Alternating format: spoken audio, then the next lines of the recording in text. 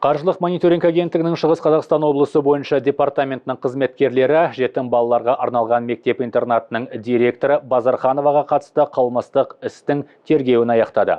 Тергеу барысында Базарханованың 2013-19 жылдар аралығында емдік дене шынықтыруға бөлінген ақша қаражатын ұрлағаны, яғни мектеп директорының сабақ өткізбестен оқу сағаттары жүргізгені үшін ақы алып отырғаны анықталды. Нәтижесінде балалар білікті ем алу құқықтарынан айырылған.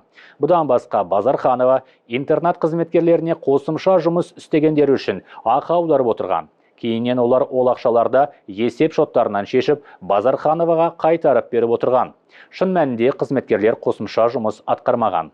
Сонымен қатар Базарханова өзінің танысына қарызды қайтару мақсатында оның жұбайын жұмысқа алды. Осылайша өзінің қарызын қайтару мақсатында жалған жұмысқа орналасушыға 729 мың теңге еңбекақы төлеп, бюджет қаражатын талан-таражға салған. Шығыс Қазақстан облыстық сотының қылмыстық істер бойынша сот алқасы оның өз кінәсін мойындап, шығынды толықтай қайтарғанын, жасөспірім баласының бар екенін ескере отырып, Базархановаға 4 жыл бас бостандығынан айыру жазасын тағайындады.